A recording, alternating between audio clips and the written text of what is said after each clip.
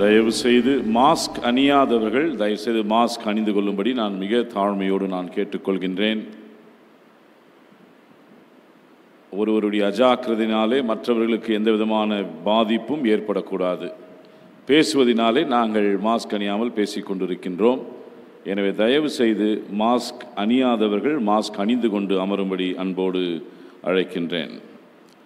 தலைகளை தாழ்த்தி நாம் ஜெபிப்போம். தாயும் தகப்பனுமாயிருந்து வழிநடத்தி வருகின்ற அன்பின் ஆண்டவரே, எங்களுடைய வாழ்விலே கடந்த நாட்களிலே நீர் பாராட்டிய எல்லா கிருபைகளுக்காக, நன்மைகளுக்காக, ஆசீர்வாதங்களுக்காக, அற்புதங்களுக்காக, அடையாளங்களுக்காக, கொடுத்து வந்த சுகத்திற்காக, பலத்திற்காக, ஜீவனுக்காக நன்றியோடு நாங்கள் உம்மை துதிக்கிறோம் சுவாமி. வாழ்வின் கடவுளாகிய நீர் வாழ்வை எங்களுக்கு அருட்கொடையாக கொடுத்து இந்த வாழ்வை நாங்கள் கொண்டாடுகின்ற ஒரு சமூகமாக எங்களை முன்னிறுத்தியிருப்பதற்காக நன்றி செலுத்துகின்றோம்.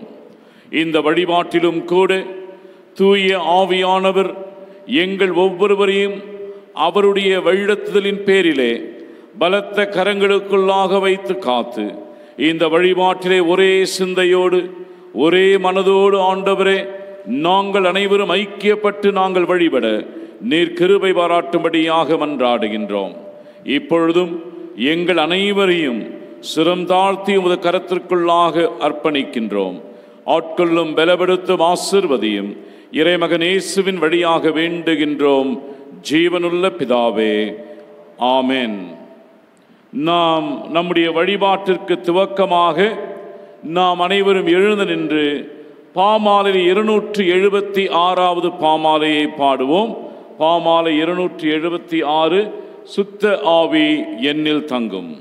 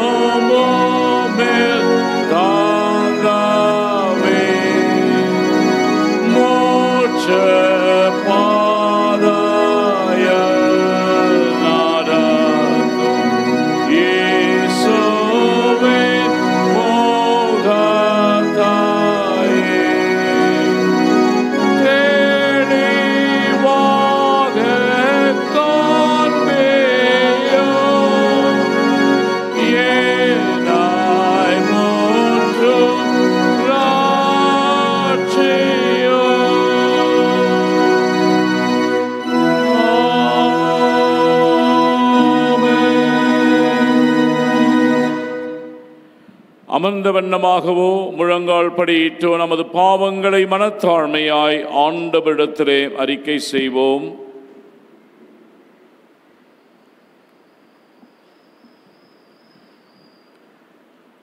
கடவுளுக்கு விரோதமாக நாம் செய்த பாவங்கள், மீறுதல்கள், அக்கிரமங்கள், குற்றங்கள் இவற்றை மனத்தாழ்மையோடு ஆண்டவரை நோக்கி நாம் அறிக்கை செய்வோம்.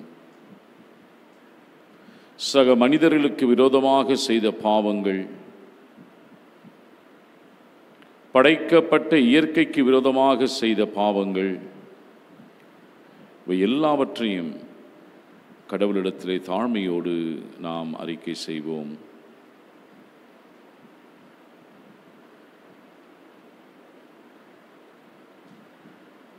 ஆயக்காரனுடைய ஜெபத்தை நாம் அனைவரும் சேர்ந்து சொல்லுவோம் 3 முறை. ஆண்டவரே பாவியாகிய என் மேல் கிருபையாயிரும்.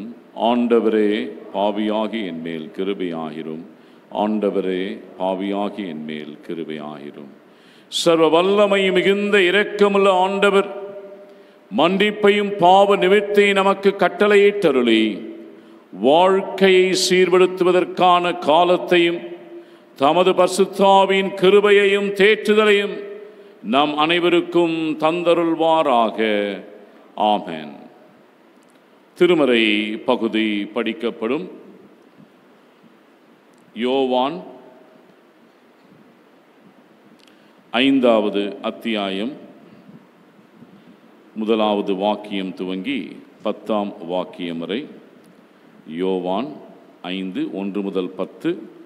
நற்செய்தி பாடத்திற்காக நாம் அனைவரும் எழுந்து நிற்போம். இவைகளுக்கு பின்பு யூதருடைய பண்டிகை ஒன்று வந்தது. அப்பொழுது இயேசு எருசலேமுக்கு போனார். எபிரேய பாஷையிலே பெதஸ்தா என்னப்பட்ட ஒரு குளம் எருசலேமின் ஆட்டு வாசலின் அருகே இருக்கிறது. அதற்கு 5 மண்டபங்கள் உண்டு. அவைகளிலே குருடர், சப்பானிகள், சூம்பின உறுப்புடையவர்கள் முதலான வியாதிக்காரர் அநேகர் படுத்திருந்து தண்ணீர் எப்பொழுது கலங்கும் என்று காத்து கொண்டிருப்பார்கள். ஏனெனில் சில சமயங்களிலே தேவதூதன் ஒருவன் அந்த குளத்தில் இறங்கி தண்ணீரை கலக்குவான். தண்ணீர் கலங்கின பின்பு யார் முந்தி அதில் இறங்குவானோ அவன் எப்பேற்பட்ட வியாதியஸ்தனாயிருந்தாலும் சொஸ்தமாவான். 38 வருஷம் வியாதி கொண்டிருந்த ஒரு மனுஷன் அங்கே இருந்தான். படுத்திருந்த அவனை இயேசு கண்டு அவன் வெகுகாலமாய் வியாதியஸ்தன் என்று அறிந்து அவனை நோக்கி, சொஸ்தமாக வேண்டுமென்று விரும்புகிறாயா என்று கேட்டார். அதற்கு வியாதியஸ்தன், ஆண்டவரே, கலக்கப்படும் போது என்னை குளத்தில் கொண்டு போய் விடுகிறதற்கு ஒருவரும் இல்லை. நான் போகிறதற்குள்ளே வேறொருவன் எனக்கு முந்தி இறங்கி விடுகிறான் என்றான்.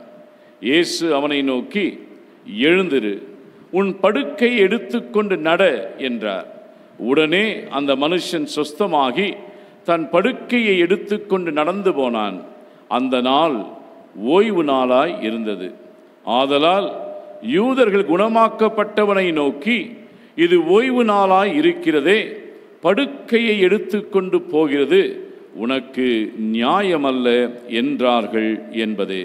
படிக்க வேண்டிய நற்செய்தி பாடம் படித்தாயிற்று. கிறிஸ்துவே உமக்கே மகிமை உண்டாவதாக. ஜெபம் செய்வோம்.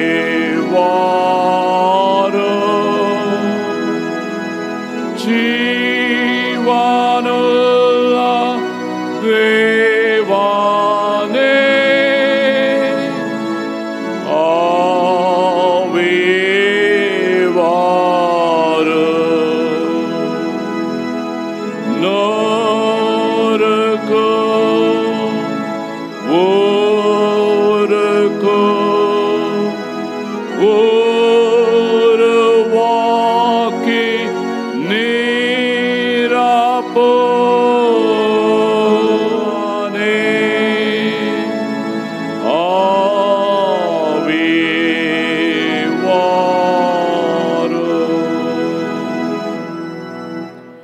கண்மலையும் மீட்பெருமாகிய கர்த்தாவே, அடியேன் வாயின் வார்த்தைகளும் அமர்ந்திருக்கும் இறைமக்களின் இருதயத்தின் சிந்தனைகளும் உமது சமூகத்திலே பிரியமாய் இருப்பதாக. ஆமென்.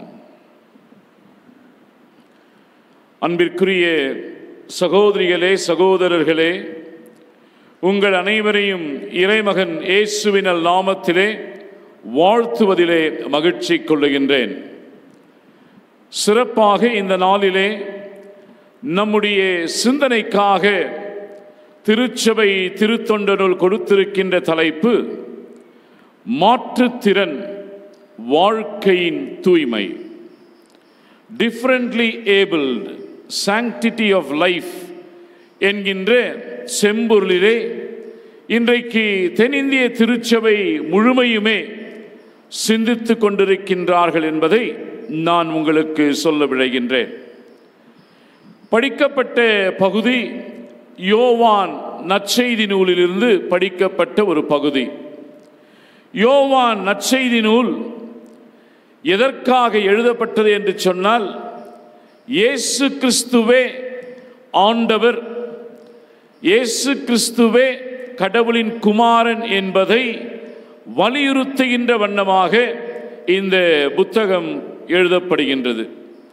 அது மட்டுமல்ல, இது எழுதப்பட்டதனுடைய மிக முக்கியமான கருத்து என்னவென்றால், இயேசு கிறிஸ்துவை நம்புகிறவர்கள் நிலை வாழ்வை பெற்றுக்கொள்வார்கள் என்கின்ற ஒரு மிக முக்கியமான ஒரு கருத்தை வலியுறுத்துகின்றது. இந்த நூலை எழுதியவர் யோவான். இவருடைய தகப்பனார் பெயர் செபதி, சகோதரருடைய பெயர் யாக்கோபு, இடிமுழக்கத்தின் மகன் என்று அழைக்கப்பட்டார். யாருக்கு இந்த யோவான் இந்த நூலை பதிவு செய்கின்றார் என்று சொன்னால், புதிய கிறிஸ்தவர்களுக்கும் கிறிஸ்துவை தேடிக்கொண்டிருக்கின்ற கிறிஸ்தவர் அல்லாதவர்களுக்கும் இந்த நூலை அவர் எழுதுகின்றார். எந்த தேதியிலே, எந்த காலகட்டத்தில் இதை எழுதுகின்றார் என்று சொன்னால், 85 90 ஆண்டு கிறிஸ்துவுக்கு பின் இந்த நூலை எழுதுகின்றார். எந்த சூழமையிலே இந்த நூல் எழுதப்படுகிறது என்று சொன்னால், எருசலேம் தேவாலயம் விழுந்து போன 70 ஆண்டு கிறிஸ்துவுக்கு பின், அதற்கு பின்னதாகவும் யோவான் பத்மு தீவுக்கு நாடு கடத்தப்பட்டதற்கு முன்னதாகவும் இந்த நூல் எழுதப்படுவதாக இறையியலாளர்கள் சொல்லுகிறார்கள். இந்த நூலிலே வரக்கூடிய மிக முக்கியமான கதாபாத்திரங்கள் இயேசுவானவர், திருமுழுக்கு முனிவர் யோவான் அவர்கள், சீடர்கள், மரியாள், மார்த்தாள், லாசரு, இயேசுவினுடைய தாய், பிலாத்து, மகதலேனா மரியாள் போன்ற கதாபாத்திரங்கள் மிக முக்கியமான இடங்களை பெற்றிருக்கிறது. இந்த நூலிலே வரக்கூடிய மிக முக்கியமான இடங்கள் என்னவென்று சொன்னால், யூதேயா, சமாரியா, கலிலேயா, பெத்தனி, எருசலேம் போன்ற இந்த நாடுகளை ஒட்டி நடைபெற்ற நிகழ்வுகளை யோவான் பதிவு செய்கின்றார். யோவான் நற்செய்தி நூலுக்கும் மார்க்கு, மத்தேயு, லூக்காவுக்கும் சற்று வித்தியாசங்கள் இருக்கிறது. ஏனென்று சொன்னால், யோவான் ஒரு இறையியல் சார்ந்த ஒரு நற்செய்தி நூல். இந்த மார்க்கு, மத்தேயு, லூக்காவிலே வரக்கூடிய எல்லா நிகழ்வுகளுமே நீங்கள் யோவானிலே பார்க்க முடியாது. அதில் இல்லாத நிகழ்வுகளை நீங்கள் யோவானிலே படிக்க முடியும். எனவே யோவானிலே பார்க்கக்கூடிய நானே நானே என்று சொல்லக்கூடிய அந்த வாக்கியங்கள் வேறு நற்செய்தி நூட்களிலே வராது. யோவானுடைய இறையியல் சார்ந்த கருத்து, இந்த நானே வாக்கியங்களாகிய 7 வாக்கியங்களை 7 அடையாளங்களோடு நாம் ஒப்பிட்டு அதை படிக்க கற்றுக்கொள்ள வேண்டும். எனவேதான் யோவானுடைய நற்செய்தி நூல் தனித்துவம் பெற்ற ஒரு நற்செய்தி நூலாக இன்றைக்கும் கூட செபதேயுவின் குமாரனாகிய யோவானினால் இது எழுதப்பட்டதா? அவர் எவ்வாறு இதை எழுதியிருக்க கூடும்? இப்படிப்பட்ட ஆற்றலையும் அறிவையும் எப்படி யோவான் பெற்றார் என்கின்ற செய்திகள் இன்றைக்கும் மிக விவாதத்திற்குரிய ஒரு செய்திகளாகவே இருக்கின்றது. ஆனால் யோவானுடைய நற்செய்தி நூல் மிக மிக சிறப்புமிக்க இறையல் சார்ந்த ஒரு நற்செய்தி நூலாக பார்க்கிறோம். இன்னும் நிறைய அறிமுகங்கள் இருக்கின்றன. நேரம் இல்லாதனால் நான் செய்திக்குள்ளாக செல்லுகிறேன். யோவான் 5ஆம் அத்தியாயத்திலே முதல் வசனத்தை படிக்கின்ற பொழுது யூதருடைய பண்டிகை ஒன்று வந்தது. யூதர்கள் 3 பண்டிகைகளை மட்டுமே தான் அனுசரிப்பார்கள். அதிலே ஒன்று பாஸ்கா பண்டிகை அல்லது புளிப்பில்லாத அப்ப பண்டிகை. 2 பெந்தேகோஸ்தே பண்டிகை அல்லது வாரங்களின் பண்டிகை. ஏனென்றால் இது வாரங்களை கணக்கிட்டு கொண்டாடப்படக்கூடிய பண்டிகை. பென்டே காஸ்ட் அப்படின்னு சொன்ன 50வது எண்ணை குறிக்கக்கூடிய ஒரு காரியம். பென்டேனா கிரேக்க வார்த்தை. 50வது நாளிலே தான் பெந்தேகோஸ்தே பண்டிகை கொண்டாடப்படுகிறது, இயேசு கிறிஸ்து உயிர்த்தெழுந்த பிறகு. எனவே இதை வாரங்களை கணக்கிட்டு கொண்டாடப்படுவதினாலே இதற்கு பெந்தேகோஸ்தே பண்டிகை என்றும் வாரங்களின் பண்டிகை என்றும் பெயர் உண்டு. 3வது பண்டிகை கூடார பண்டிகை என்று அழைக்கப்படுகிறது. எனவே festival of Passover or festival of unleavened bread. Number 2, festival of Pentecost or festival of weeks. Number 3, festival of tabernacles or festival of shelters. எனவே இந்த 3 பண்டிகைகள் தான் யூதர்களுடைய பண்டிகை. இறையலார்கள் சொல்லுகின்ற பொழுது யோவான் 5ஆம் அத்தியாயத்திலே சொல்லப்படுகின்ற பண்டிகை பாஸ்கா பண்டிகை என்று சொல்லுகிறார்கள். இந்த பாஸ்கா பண்டிகை என்று சொன்னால் இந்த எருசலேம் தேவாலயத்தை சுற்றி இருக்கக்கூடிய ஏறக்குறைய ஒரு 20 கிலோமீட்டர் தொலைவில் இருக்கக்கூடிய அனைத்து ஆண்களும் பண்டிகையிலே கலந்து கொள்ள வேண்டும். யோசித்து பாருங்கள், லட்சோப லட்சக்கணக்கான மக்கள் வருவார்கள். நிறைய ஆடுகள் பலியிடப்படும். இப்படி கொண்டாட்ட களமாக, திருவிழாவாக, கோலாகலமாக கொண்டாடப்படக்கூடிய சூழமைவு.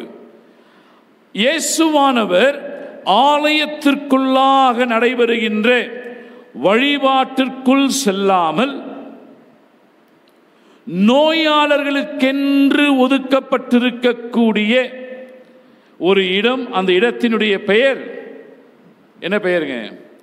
ஆட்டு வாசல் அருகே இருக்கக்கூடிய 5 மண்டபங்கள். இந்த 5 மண்டபங்களுக்கு கீழே மாற்றுத்திறனாளிகள் எல்லோரும் இருப்பார்கள். இந்த மாற்றுத்திறனாளிகள் ஆலயத்திற்குள் வரக்கூடாது என்கின்ற சட்டத்தை இயற்றியவர் தாவீது இல்லையா? 2 சாமுவேலை படிக்கின்ற பொழுது அது நமக்கு தெளிவாக சொல்லப்படும். 2 சாமுவேல் படியுங்கள். 2 சாமுவேல் 5வது அத்தியாயம் 8வது வசனம். 2 சாமுவேல்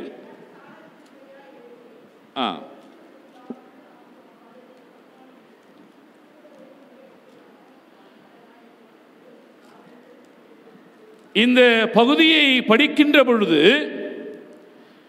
எவன் சாலகத்தின் வழியாய் ஏறி எபூசியரையும் தாவீதின் ஆத்துமா பகைக்கிற சப்பானிகளையும் குருடரையும் முறிய அடிக்கிறானோ அவன் தலைவனாயிருப்பான் என்று தாவீது அன்றைய தினம் சொல்லியிருந்தான். அதனால் குருடனும் சப்பானியும் வீட்டிலே வரலாகாது என்று சொல்லுகிறதுண்டு. அது மட்டுமல்ல, தாவீது இப்படிப்பட்ட மாற்றுத்திறனாளிகளை மிகவும் வெறுத்தார் என்பதையும் நாம் இந்த பகுதிகளிலே, நீங்கள் 5ஆம் அதிகாரத்தை இல்லத்திற்கு சென்று நீங்கள் படிக்கின்ற பொழுது அது உங்களுக்கு தெளிவாக தெரியும். எனவே வெறுத்தார். David hated the people who were physically challenged. எனவே தாவீதினால் இயற்றப்பட்ட சட்டமாய் இருந்ததினாலே இவர்களுக்கு ஒரு ஒதுக்குப்புறமான இடம் இருந்தது. அந்த இடத்திற்கு மேலே 5 colonnades என்று ஆங்கிலத்தில் சொல்லப்படுகின்ற 5 மண்டபங்கள் உண்டு.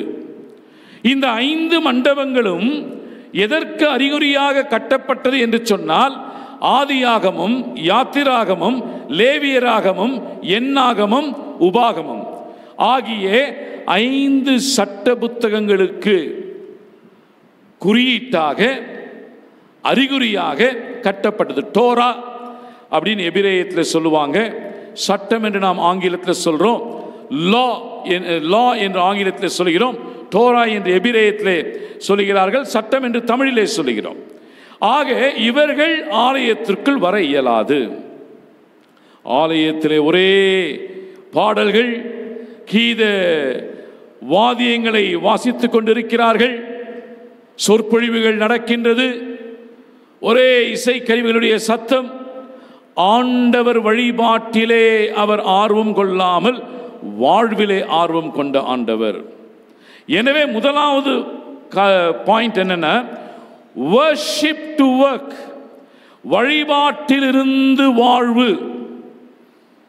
ஒரு பாரடைம் ஷிஃப்ட் நம்ம பார்க்கிறோம். வழிபாடா வாழ்வா? என்னுடைய வழிபாடு மக்களுடைய வாழ்விற்கு சம்பந்தப்படாவிட்டால் இந்த வழிபாடு வீண். இந்த வழிபாட்டிலே பங்கு கொள்ளுகின்ற நான் மக்களுடைய வாழ்விலே என்னை நான் அடையாளப்படுத்திக் கொள்ளாவிட்டால் இந்த வழிபாடு அர்த்தமற்ற வழிபாடாக மாறிவிடும். எனவே இந்த வழிபாடு எனக்கு ஒரு அறைகூவலை கொடுத்து ஆலயத்திலிருந்து வெளியே அனுப்புகின்ற பொழுது ஒரு மிஷன் ஓரியன்டாக, ஒரு திருப்பணியின் தரிசனமாக என்னை வெளியே அனுப்ப வேண்டும். ஆண்டவர் பார்க்கின்றார், மாய்மாலமான ஒரு சந்ததியே. எருசலேமை பார்த்து கண்ணீர் விடுகின்ற ஆண்டவர், உங்களுடைய பற்றுறுதி என்ன? உங்களுடைய பக்தி என்ன? உங்களுடைய பக்தி இந்த 4 சுவற்றிற்குள்ளேயே முடிந்து விடுமே என்று சொன்னால் உங்களுடைய ஆன்மீகத்திலே பிழை இருக்கிறது. திருமறையை புரிந்து கொள்வதிலே தவறு இருக்கிறது. ஆனால் இந்த வழிபாட்டை முடித்து நான் உலகத்திற்குள் செல்லுகின்ற பொழுது என்னை நாடி வருகின்றவர்கள், என்னை தேடி வருகின்றவர்கள், நான் வழியிலே சந்திக்கிறவர்கள் வாழ்வு மறுக்கப்பட்டு இருப்பார்களே என்று சொன்னால், அவர்களுக்கு நான் உதவிகரம் நீட்டவில்லை என்று சொன்னால் இந்த வழிபாடு அர்த்தமற்ற வழிபாடாக மாறிவிடும். So there is a clear paradigm shift that Jesus teaches us, that you have to transcend the worship into work, or you have to move from worship to work. கிரியை இல்லாத விசுவாசம் செத்தது. அதனால நம்ம தயவு செய்து அன்பிற்குரிய சகோதரனே சகோதரியே, வழிபாட்டிற்கு வந்தால் என் கடமையெல்லாம் தீர்ந்து விட்டது என்று நினைப்பாய் என்று சொன்னால் அது தவறு. இந்த வழிபாட்டின் வழியாக நான் உலகத்திற்குள் செல்லுகின்ற பொழுது இரட்டிப்பான ஒரு உற்சாகத்தின் ஆவியை பெற்றுக்கொண்டவராக உலகத்தில் இருக்கின்ற மக்களோடு என்னை நான் அடையாளப்படுத்திக் கொள்ள இந்த வழிபாடு எனக்கு உந்துதல் கொடுத்து உலகத்திற்குள் அனுப்புகிறது.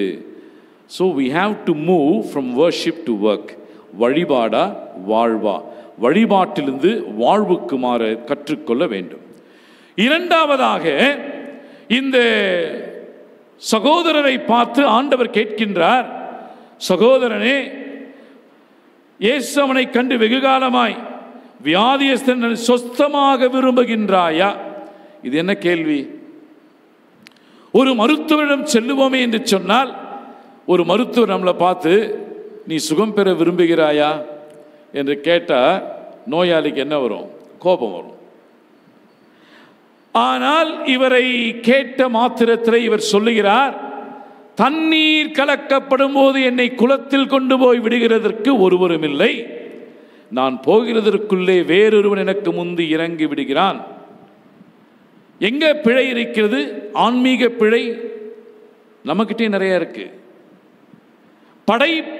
படைத்ததை படைக்கப்பட்டதை அவன் நம்புகிறான், படைப்பாளரை அவன் நம்பவில்லை. Created to creator. இரண்டாவது நிலை, படைக்கப்பட்டதை நமஸ்கரிக்கின்றவர்கள் எத்தனை பேர் இருக்கிறீர்கள்? தலைவர்களை வணங்குகிறவர்கள், தலைவர்களால் ஆக்கப்பட்ட சிலைகளை வணங்குகிறவர்கள், எருசலேம் சென்றால் கல்லையும் மண்ணையும் தண்ணீரையும் கொண்டு வருகிறவர்கள் எத்தனை பேர் இருக்கோம் நம்ம கூட்டத்தில்? படைக்கப்பட்டதை நம்புகிறீர்களா, படைத்தவரை நம்புகிறீர்களா? இங்கே 38 வருடம் சுகவீனமாய் இருந்த இந்த சகோதரர் படைக்கப்பட்டதை நம்புகிறாரே தவிர பேசுகிறவர் படைப்பாளர், இவர் எனக்கு சுகம் கொடுக்க முடியும் என்று நம்பவில்லையே. அன்பிற்குரியோரே, பல நிலைகளிலே பல சூழமைவுகளிலே நாமும் இவ்வாறாக தான் வாழ்ந்து கொண்டிருக்கின்றோம். படைக்கப்பட்டவர்களை வணங்கிக் கொண்டு, படைக்கப்பட்டவர்களை கடவுளை போல் பார்த்து கொண்டு, படைக்கப்பட்டவர்களை தொழுது கொண்டு, ஹீரோ வர்ஷிப் இல்லையே எவ்வளோ நேரங்கள்ல. ஆனால் படைப்பாளரை மட்டுமே நம்புங்கள், படைத்தவரை மட்டுமே நம்புங்கள். படைக்கப்பட்டதை நம்ப வேண்டாம், நம்ப வேண்டாம். நிறைய நேரங்களில் இதுதான் நம்ம நம்புகிறோம். கல் இல்லை, எருசலேம் போனால் கல் எடுக்கிறது, மண் எடுக்கிறது, தண்ணி எடுத்துன்னு வர்றது இல்லை. இப்போ எல்லாம் கமர்ஷியல் ஆகிடுச்சிங்க. இயேசுவானர் காலகட்டத்தில் இருந்ததெல்லாம் இப்போ இல்லை. இப்போ எருசலேம் போனால் கூட படைக்கப்பட்டதை அறவே நம்பாதிருங்கள். உங்கள் விசுவாசம் உங்களை படைத்தவர் மீது இருக்க வேண்டும். So secondly, we have to move from created to the creator. படைக்கப்பட்டதிலிருந்து படைப்பாளருக்கு மாறுங்கள். ஆண்டவரே, என் விசுவாசம் இனிமேல் உம்மை மட்டுமே சார்ந்திருக்க வேண்டும் என்பதை நீங்கள் நம்ப வேண்டும். மூன்றாவதாக பார்க்கின்ற பொழுது 9வது வசனம், உடனே அந்த மனுஷன் சுஸ்தமாகி தன் படுக்கை எடுத்துக்கொண்டு நடந்து போனான். அந்த நாள் ஓய்வு நாளாய் இருந்தது. மூன்றாவது, சாபத் டு சர்வீஸ். அங்க ஒரு பாரடைம் ஷிஃப்ட் பார்க்கிறோம். ஓய்வு நாளா சேவையா? நமக்கு ஓய்வு நாள் என்பது கிடையாதுங்க. ஓய்வு நாளை பரிசுத்தமாய் ஆசரிப்பாய் என்பது யூதர்களுக்கு, நமக்கு ஞாயிற்றுக்கிழமை தான். யூதர்களுக்கு தான் ஓய்வு நாள். அதனால தான் ஓய்வு நாள் பாடசாலை என்பதெல்லாம் இன்னைக்கு என்னவா மாறிடுச்சுங்க? ஞாயிறு பள்ளி, சண்டே ஸ்கூல். எனவே இவர்களுக்கு ஆண்டவரை தொழுது கொள்ளக்கூடிய அந்த ஓய்வு நாளிலே, யூதர்களுடைய ஓய்வு நாளிலே, நீங்கள் காலிலே அணிந்திருக்கக்கூடிய காலணிகளிலே ஆணிகள் இருக்குமே என்று சொன்னால், காலணிகளை நீங்கள் ஓய்வு நாளிலே அணியக்கூடாது. நீங்கள் படுத்திருக்கின்ற படுக்கைகளை ஓய்வு நாளிலே நீங்கள் சுருட்டி வைக்கக்கூடாது. லேவியராகமம் போய் படிச்சு பாருங்க வீட்டில். ஓய்வு நாளுடைய சட்டம் எல்லோரும் ஓய்ந்திருக்க வேண்டும். ஓய்ந்திருக்கின்ற பொழுது வரவேண்டிய மேசியாவுக்காக எல்லோரும் என்ன பண்ணணும்?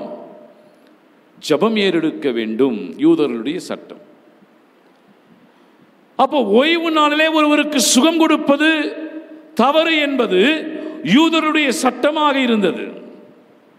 ஆனால் ஓய்வு நாளிலே ஒரு வேலையை செய்கின்ற ஆண்டவர், ஓய்வு நாளிலே ஒரு பணியை செய்யக்கூடிய ஆண்டவர். மார்க்கு நீங்கள் படிக்கின்ற பொழுது மார்க்கு 2ஆம் அத்தியாயத்திலே 27, 28 நாம் பார்க்கின்ற பொழுது ஓய்வு நாளை குறித்ததான ஒரு தெளிவான ஒரு விளக்கம் நமக்கு இருக்கும். பின்பு அவர்களை நோக்கி, மனுஷன் ஓய்வு நாளுக்காக உண்டாக்கப்படவில்லை, ஓய்வு நாள் மனுஷனுக்காக உண்டாக்கப்பட்டது. ஆகையால் மனுஷகுமாரன் ஓய்வு நாளுக்கும் ஆண்டவராய் இருக்கிறார். அதனால மிக முக்கியமான ஒன்று, ஒருவேளை யாராவது என்னால் போன ஞாயிற்றுக்கிழமை வர முடியலைங்க, என்னால் இந்த ஞாயிற்றுக்கிழமை வர முடியல, ஒருத்தவங்க ரோட்டில் அடிபட்டு கிடந்தாங்க, அவங்கள நான் உதவி செய்து அவங்கள ஞாயிற்றுக்கிழமை நான் கொண்டு போய் ஆஸ்பத்திரியில் சேர்த்தேங்க அப்படின்னு சொன்னீங்கன்னா, இங்கு வருவதை காட்டிலும் அந்த உதவி உங்களுக்கு ரெட்டிப்பான ஆசீர்வாதம். கொஞ்சம் ரேடிக்கலாக இருக்கும் என் பிரசங்கம். ஏனென்றால் ஆண்டவர் அதை தான் கற்றுக் கொடுக்கிறார். ஆண்டவர் சொல்லுகின்ற பொழுது சேவை என்பதற்கு முதன்மை கொடுக்கின்ற ஆண்டவர்.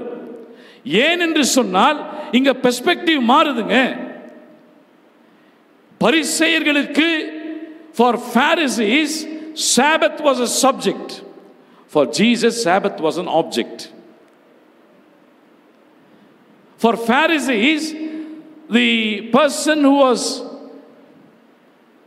with infirmity for 38 long years was an object. For Jesus, this man was a subject. பரிசேயர்களுக்கு ஓய்வு நாள் ஒரு பெரிய முக்கியமானது, இயேசுவுக்கு இந்த மனிதனுடைய வாழ்வு முக்கியமானது. ரெண்டு வித்தியாசம் இருக்கு. எனவே சாபத் ஆர் சர்வீஸ்னு வரும்பொழுது இயேசுவானவர் ஓய்வு நாளையும் மீறி பணி செய்கின்ற ஆண்டவராக இருக்கிறார், சேவை செய்கின்ற ஆண்டவராக. உன்னுடைய சட்ட திட்டங்கள் எல்லாம் நீ தூக்கி குப்பையில் போடு. உன் சட்டங்களும் உன்னுடைய எல்லா விதமான பிரமாணங்களும் ஒருவருக்கு வாழ்வு கொடுப்பதற்கு தடையாக இருக்குமே என்று சொன்னால், அப்படிப்பட்ட வழிபாடு எனக்கு அவசியம் இல்லை, அப்படிப்பட்ட ஓய்வு நாள் எனக்கு அவசியம் இல்லை. எனக்கு மனித வாழ்வு முக்கியம் என்பதை இயேசு கிறிஸ்து நமக்கு சுட்டி காண்பிப்பதை பார்க்கின்றோம். நான்காவதாக, law to grace, move from law to grace. சட்டமா இரக்கமா?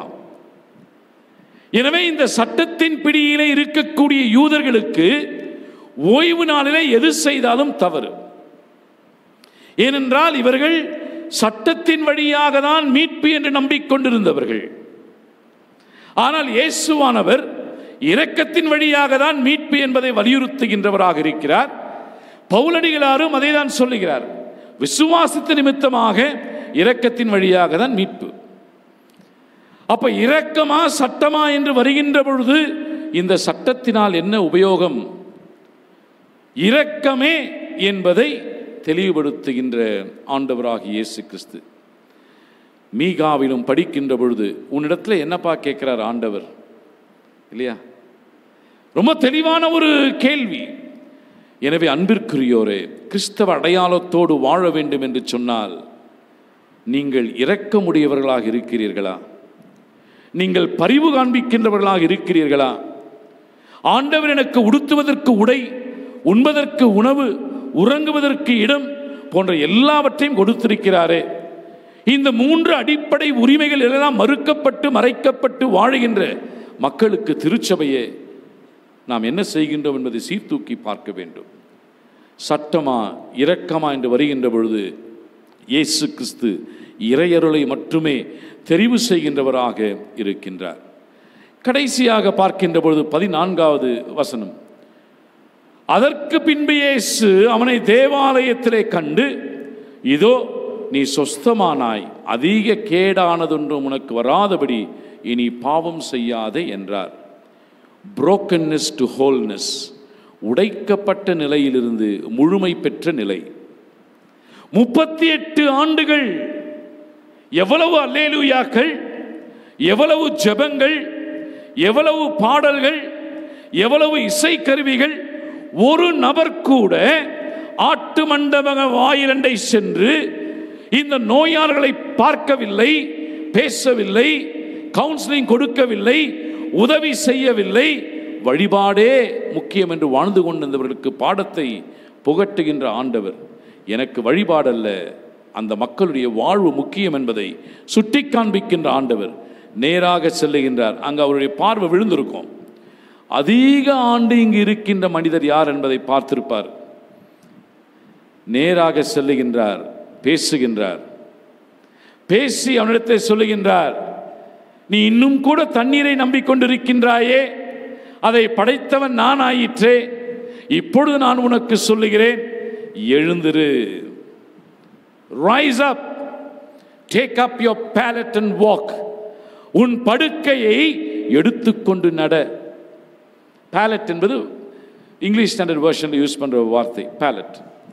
எனவே உன் படுக்கை எடுத்துக்கொண்டு நட. எவ்வளவு ஒரு ஆச்சரியம்! ஏன் நீ நடன்னு சொல்லியிருக்கலாம் இல்லையா? ஏன் படுக்கை எடுத்துக்கொண்டு நட? Jesus was very clear that there should not be any sign of this person who was lying here for 38 long years. 38 வருடங்கள் இங்கே படுத்திருந்த மனிதனுடைய அடையாளமே யாருக்கும் தெரியக்கூடாது. இல்லைன்னா என்ன சொல்லுவாங்க, இங்கே தான் பாருந்தா 38 வருஷம், இந்த பார் அவன் படுத்திருந்த படுக்கை இருக்குது பார், இல்லையா? நிறைய நேரத்தில் நம்ம சொல்கிறோமா இல்லையா? ஒரு பயங்கர குடிகாரனாக இருந்திருப்பான், ஆனால் குடியை விட்டு நல்லவனாக வாழ்ந்து கொண்டிருப்பான். சமுதாயம் என்ன சொல்லுது அவனை பார்த்து? நல்லவன் போறான் பார், நான் சொல்லுது குடிகாரன் போறான் பார். மனிதன் திருந்தினாலும் திருந்த விடாத சமுதாயம், மனிதன் மாறினாலும் அந்த மாற்றத்தை ஏற்றுக்கொள்ள முடியாத சமுதாயம். எனவேதான் இந்த பகுதியிலே ஆண்டவராகிய இயேசு கிறிஸ்து ஒரு புதிய பாடத்தை நமக்கு கற்றுக் கொடுக்கின்றார். அந்த 38 வருடங்கள் சுமந்து கொண்டிருந்த படுக்கையை அவன் சுமக்க துவங்குகின்றான். அவன் ஆண்டவருடைய அருகே வருகின்ற பொழுது,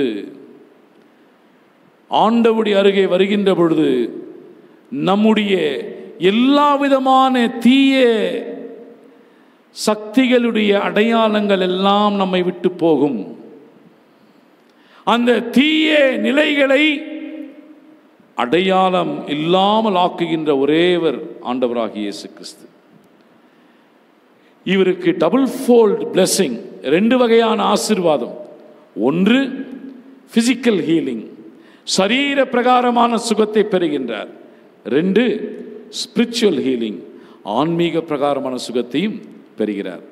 ஆன்மீக பிரகாரமான சுகத்தை பெற வேண்டும் என்று சொன்னால் எங்க வரணும்?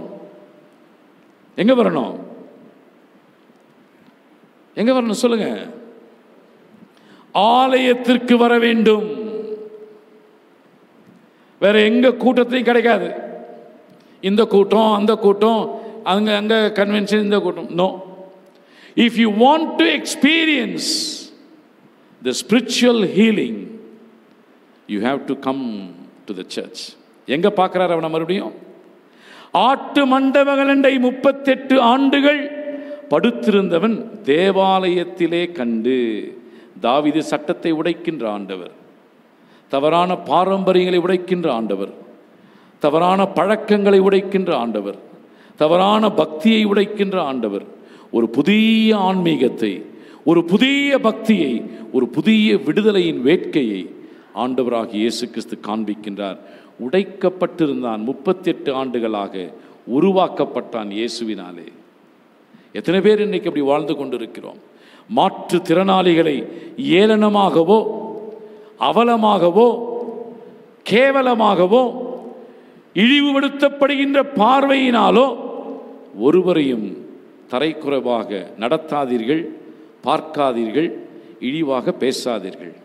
அவர்களும் கடவுளுடைய சாயலிலே படைக்கப்பட்டவர்கள் என்பதை பார்க்கின்ற பார்வை ஒவ்வொரு கிறிஸ்தவனுக்கும் அவசியம் என்பதை நான் உங்களுக்கு வலியுறுத்த விரும்புகின்றேன். எனவே கிறிஸ்துவுக்குள் அன்பார்ந்தவர்களே, இந்த நல்ல காரியத்தை செய்த ஆண்டவருக்கு அவர் என்ன பண்ணாங்க? கொலை செய்ய வகை தேடினார்கள். அவர் செய்தது தவறா? அவர் செய்தது பாவமா? அவர் செய்தது குற்றமா? 38 ஆண்டுகள் வியாதியா இருந்த மனிதனுக்கு சுகத்தை கொடுத்தாரே, அவரை கொலை செய்ய என் வகை தேடுகிறார்கள். இன்றைக்கும் அது திருச்சபையாக இருக்கட்டும், சமூகமாக இருக்கட்டும், பணி செய்கிற இடங்களாக இருக்கட்டும், நாம் நல்லவற்றை செய்கின்ற பொழுது நிறைய சிலுவைகள் உன் மீது சுமத்தப்படும். நல்ல காரியங்களில் ஈடுபடுகின்ற பொழுது நிறைய பழி சொற்கள் உன் மீது வந்து விழும். நீ நல்லவனாக சாட்சியின் அடையாளமாக வாழுகின்ற பொழுது உன் மீது இழிவு சொற்களை பேசுவார்கள். கொலை செய்ய வகை தேடினார்கள் இயேசுவை. அன்பிற்குரியோரே, நம்முடைய பக்திக்குரிய வாழ்விலே கண்டிப்பாக நாம் ஆண்டவரை மட்டுமே மகிமைப்படுத்துவோம். இந்த 5 வகையான காரியங்கள் நம்ம கொஞ்சம் பேரடைம் ஷிஃப்ட், வழிபாடா வாழ்வா, என்ன சூஸ் பண்ண போகிறோம்? படைக்கப்பட்டதா படைப்பாளரா, எதை நம்ம சூஸ் பண்ண போகிறோம்? ஓய்வு நாளா சேவையா, எதை சூஸ் பண்ணுறோம்? சட்டமா இரக்கமா, உடைக்கப்பட்ட நிலையா உருவாக்கப்படுகின்ற முழுமையான நிலையா? சாய்ஸ் இஸ் யுவர்ஸ், உங்களுடைய தெரிவு செய்தல். எனவே நம்முடைய வாழ்வில் எல்லோரையும் நேசிப்போம், இன்க்ளூசிவாக வாழணுங்க. டிஸ்கிரிமினேஷன் வேண்டாம், டிவிஷன்ஸ் வேண்டாம், டிஸ்கிரிப்பன்சிஸ் வேண்டாம். அனைவரும் நம்முடைய குடும்பத்தினுடைய மக்கள் என்ற ஒரே சிந்தனையில் வாழுகின்ற பொழுது ஆண்டவருடைய நாமம் மகிமைப்படும். ஆண்டவருக்கு மகிமை உண்டாவதாக. ஆண்டவர் தாமே இந்த திருவசனங்களை நமக்கென்று ஆசீர்வதித்து தருவாராக. ஆமென். நாம் அனைவரும் எழுந்து நின்று நம்முடைய விசுவாசத்தை அப்போஸ்தலர் விசுவாச பிரமாணத்தின் வழியாக உறுதி செய்து கொள்ளுவோம். வானத்தையும் பூமியையும் படைத்த சர்வ வல்லமையுள்ள பிதாவாகிய என்னை விசுவாசிக்கிறேன். அவருடைய ஒரே குமாரன் ஆதர் இயேசு கிறிஸ்துவை விசுவாசிக்கிறேன். அவர் பரிசுத்த ஆவியினாலே கனிவிராத்து உற்பவித்து பிறந்தார். பொந்தி பிலாத்துவின் காலத்தில் பாடுபட்டு சிலுவையில் அறையுண்டு மரித்து அடக்கம் பண்ணப்பட்டு பாதாளத்தில் இறங்கினார். 3ஆம் நாள் மரித்தோர்த்து எழுந்தருளினார். பரமண்டத்துக்கேறி சர்வ வல்லமையுள்ள பிதாவாகிய தேவனை வலது பாரசில் வீற்றிருக்கிறார். அவ்விடத்திலிருந்து உயிருள்ளோரை மரித்தோரை நியாயந்தீர்க்க வருவார். பரிசுத்த ஆவியை விசுவாசிக்கிறேன். பொதுவாக இருக்கப்பட்ட சபையும் பரிசுத்தவாடி ஐக்கியமும் பாவ மன்னிப்பும் சரீர உயிர்த்தெழுதலும் நித்திய ஜீவனில் விசுவாசிக்கிறேன். ஆமென். சபையார் அமரவும். சபைக்கான அறிவிப்புகள். சரியாக 5 மணிக்கு பெண்கள் ஐக்கிய சங்க கூட்டம் நமது ஆலயத்தில் நடைபெறும். 35 வயது மற்றும் அதற்கு மேற்பட்டவர்கள் அதிலே பங்கு பெறும்படி அழைக்கப்படுகின்றீர்கள்.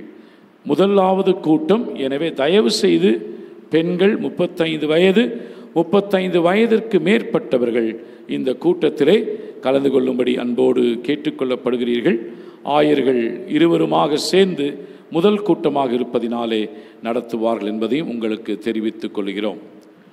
அடுத்த ஞாயிறு ஒவ்வொரு வழிபாட்டிற்கு பிறகும் நமது செயலர் ஆர்தர் ஜேம்ஸ் அவருடைய குடும்பத்தின் சார்பாக ஸ்டால் ஒன்று போடப்படும். அது சிக்கன் பகோடா ஸ்டாலாக ரூபாய் 60க்கும் கலகலா பாக்கெட் ரூபாய் 40க்கும் அந்த ஸ்டால் வழியாக விற்கப்படும். எனவே 3 வழிபாட்டிற்கு பிறகு ஒவ்வொரு வழிபாட்டிற்கு பிறகும் ஸ்டால் இருக்கும்.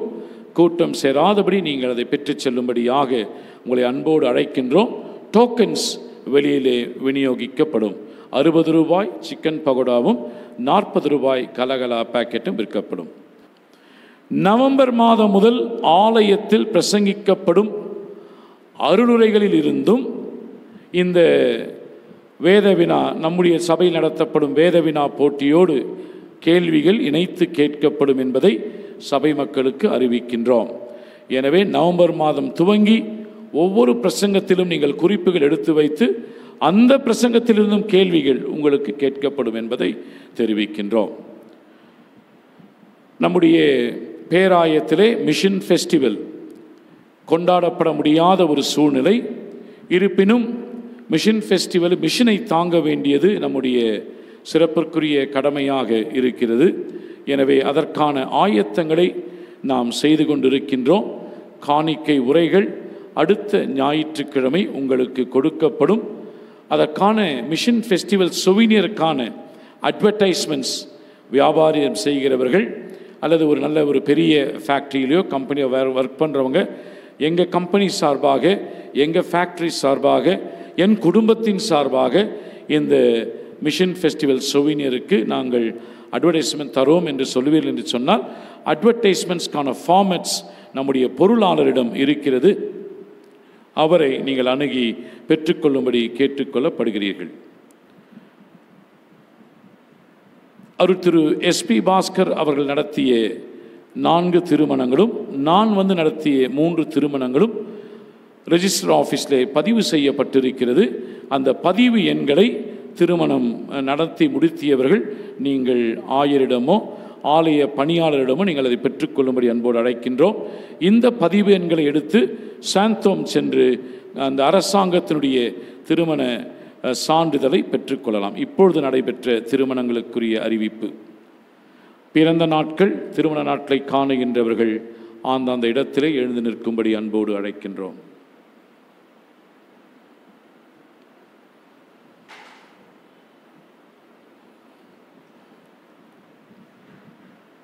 சரி, நம்முடைய வழிபாட்டிற்கு நிறைவாக நாம் அனைவரும் எழுந்து நின்று கீர்த்தனை 167 பாடுவோம். நம்பி வந்தேன் மேசியா என்ற பாடலை பாடுகின்ற பொழுது சந்தா உரைகள், காணிக்கை உரைகள், அருப்பின் தோத்திர பண்டிகை காணிக்கைகள் எல்லாவற்றையும் நாம் படைக்கும்படி அன்போடு கேட்டுக்கொள்ளப்படுகிறீர்கள்.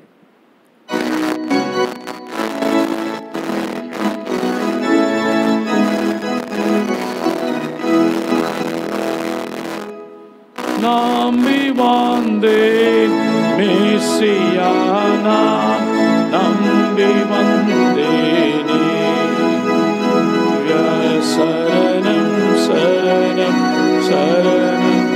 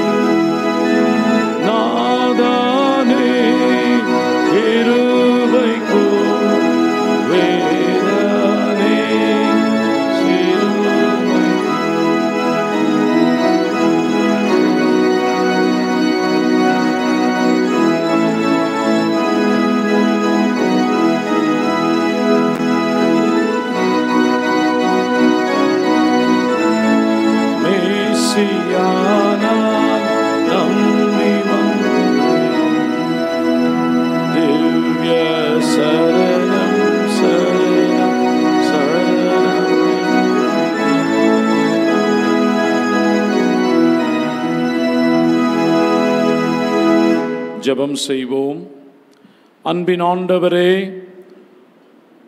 நீர் கொடுத்திருக்கின்ற வாழ்வுக்காக நன்றி செலுத்துகின்றோம் சுவாமி.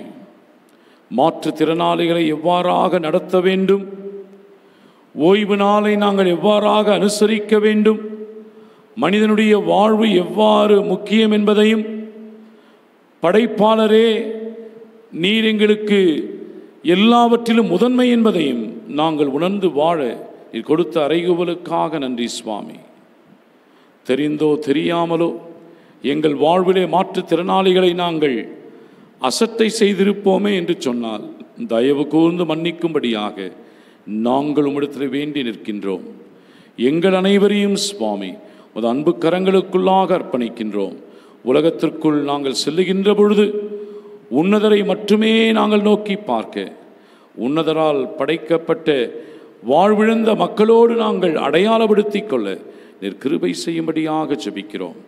ஆண்டவரே, அப்படிப்பட்டதான ஒரு பக்திக்குரிய வாழ்வை நாங்கள் சிறப்பாக வாழ நீர் கிருபை செய்யும்.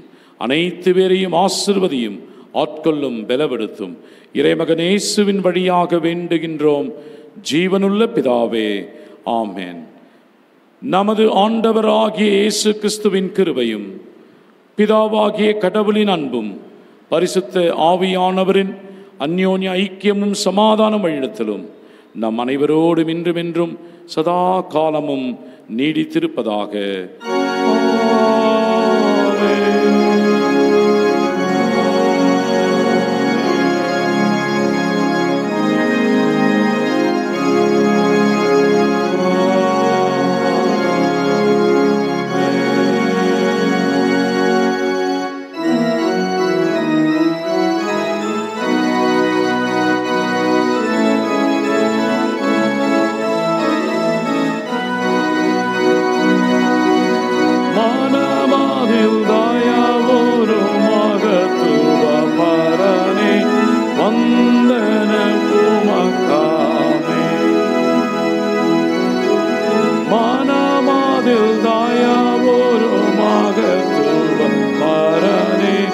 வந்தனம் உமக்காமே. நின் திருநாமமதில்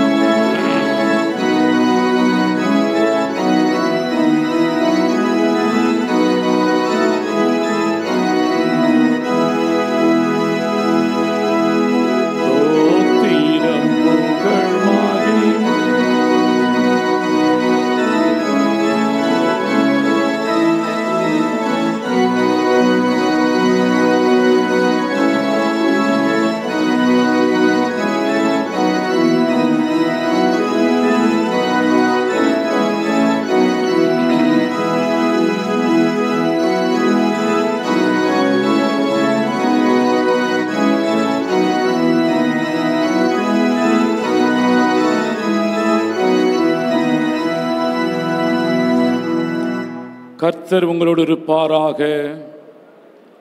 தெய்வ சமாதானத்தோடே உலகத்திற்குள் புறப்பட்டு செல்லுங்கள். ஆமென். தோத்திரம் தோத்திரம்.